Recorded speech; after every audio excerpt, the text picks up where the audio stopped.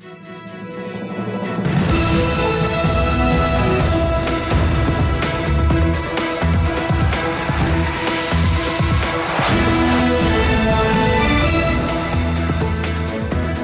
and good evening. I'm Ayan Hassan, and this is TV7 Israel News broadcast to you from Jerusalem.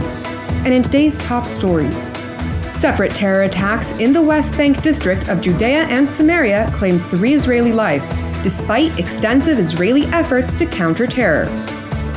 Israeli Prime Minister Beniamin Netanyahu reasserts that only the strong can survive the Middle East. Israeli Strategic Affairs Minister Ron Dermer signals Israel's flexibility on the issue of Saudi Arabia's aspiration to develop a civilian nuclear program. Separate acts of deadly terror plagued Israel over this weekend, as tensions seemingly escalate. The first attack occurred on Saturday afternoon when a Palestinian assailant armed with a pistol approached an Israeli 60-year-old father and his 28-year-old son at a car wash in the town of Hawara. He proceeded to shoot them at point blank before fleeing the scene. According to a preliminary investigation, the father and son traveled to Hawara the same morning to run personal errands and remained in the area until the abhorrent murders occurred in the afternoon. It is believed that the terrorist who obtained information about the presence of the Israelis in the Palestinian town proceeded by walking to the car wash where the victims were present and opened fire only after verifying their Jewish identity. Following the shooting, the terrorist fled by foot into the alleyways of the town. During a security assessment with the IDF Chief of General Staff, Lieutenant General Herzi Halevi, Commander of the General IDF Directorate, Major General Oded Basyuk, and the Deputy Director of the ISA, Israeli Defense Minister Yoav Gallant, instructed the IDF and the ISA to increase efforts to ensure the security in Israeli communities and motorways throughout Judea, Samaria, and the Jordan Valley. He also ordered the employ of every means necessary to capture the terrorist from the Hawara attack. And while the Israeli security establishment has launched a wide-scale manhunt after the terrorist, on Saturday night, several dozen Israelis reportedly marched on the northern part of the town of Hawara, where they hurled stones towards Palestinian-owned residential buildings. Consequently, IDF forces arrived at the scene and dispersed the rioters, who evidently sought revenge. In tandem, Israeli residents of Mount Hebron briefly blocked Telem Junction, which leads to the entrance to a Palestinian village. Israeli security forces arrived at the scene and dispersed the protesters. And while additional protests were reported, the most notable incident took place at approximately 3 a.m. on Sunday morning, when an IDF force was deployed to the location in Benjamin sector where a group of masked assailants was spotted. The IDF force chased the assailants, during which one of them sustained an injury. After the assailants were captured, it became clear that they were in fact Israeli citizens. An IDF investigation has been launched into this incident. During the weekly cabinet meeting in Jerusalem, Prime Minister Benjamin Netanyahu relayed the government's condolences to the families of the victims from the deadly terror attack in Hawara and pledged to capture the responsible terrorists sooner rather than later.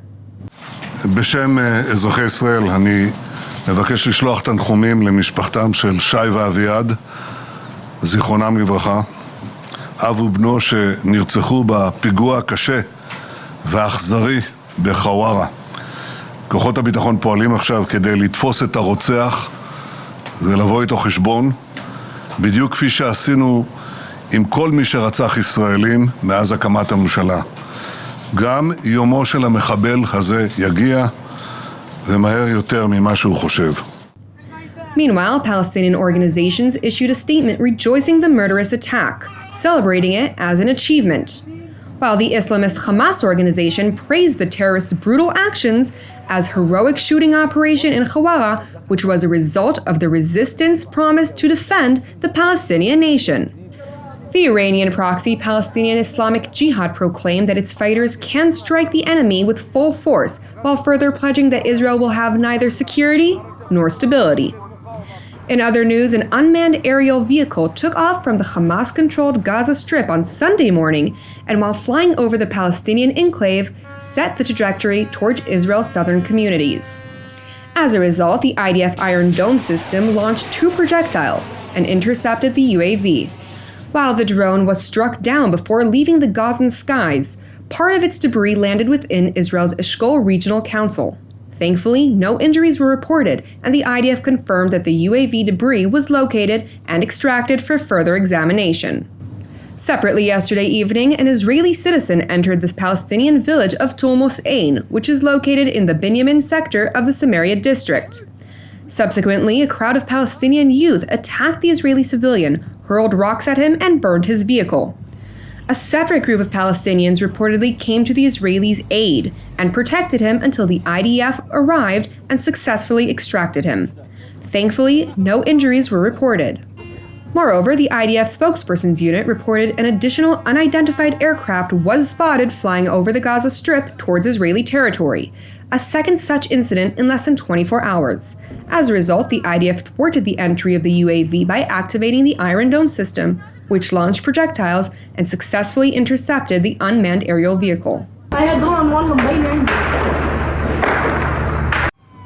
The IDF spokesperson's unit highlighted in a statement that the aircraft did not pose an immediate threat to the civilians of the area surrounding the Gaza Strip, and no alerts were activated according to protocol.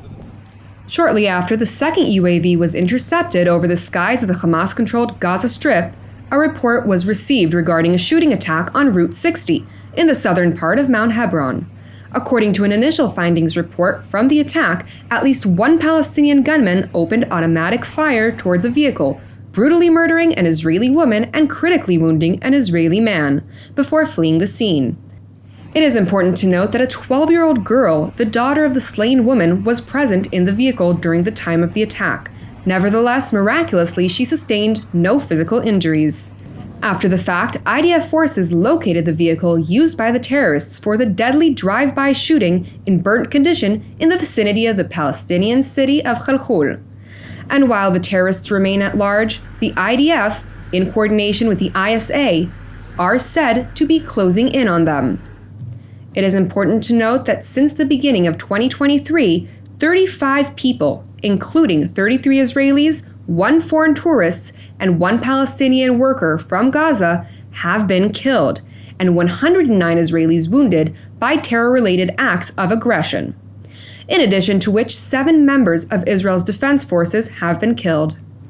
Meanwhile, Prime Minister Beniamin Netanyahu visited the IDF's draft center, where he met with new military recruits, during which he seized the opportunity to highlight that only a strong IDF can ensure the future of the state of Israel.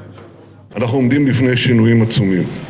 שינוי אחד שלא ישתנה, זה אני אומר לכם, זה הצורך שלנו להגן על עצמנו. כי העולם, מה לעשות? לפעמים הוא אכזר. אנחנו חיים במקום שהחלש לא שורד. החזק שורד. החזק לא רק שמונע מלחמות ומנצח אותם, הוא גם מצליח להביא אחרים שיעשו איתו בריתות ושלום. זה מה שקרה למדינת ישראל. מדינת ישראל הייתה גרגיר קטן פה, בקושי יכלה להגן על עצמה לפני 75 שנים. היום אנחנו כבר גורם עולה, אפילו מעצמתי בעולם. זה תלוי בדבר אחד. בלי זה אין כלום. זה תלוי בצה"ל. אם יש צה"ל חזק, יש מדינה חזקה. ואם יש מדינה חזקה, העתיד פתוח לכולם. In an interview to the US-based PBS News House, Israeli Strategic Affairs Minister Ron Dermer, who headed a senior Israeli delegation that met with US Secretary of State Anthony Blinken in Washington last week, revealed that Jerusalem is studying the details of an emerging agreement between the United States and the Kingdom of Saudi Arabia that could have the latter essentially develop a civilian nuclear program in exchange for Israeli normalization, among others.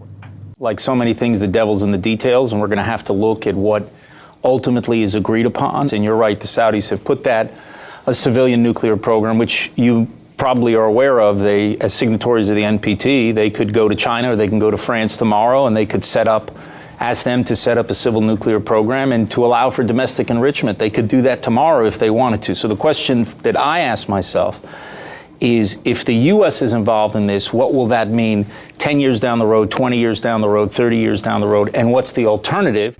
Minister Dermer went on to stress, however, that Jerusalem would never agree to any neighboring countries developing nuclear weapons, and therefore any agreement reached would require vigorous safeguards.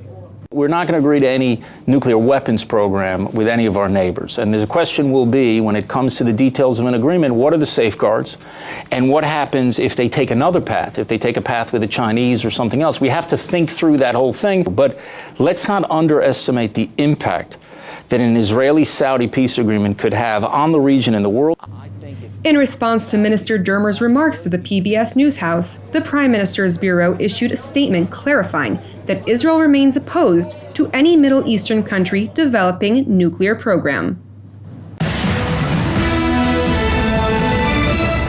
Thank you for watching TV7 Israel News. Separately, I would like to encourage you to pray for the peace of Jerusalem. I'm Ayan Hassan. I'm wishing you a Shavua Tov, good week, and we'll see you again tomorrow at the same time.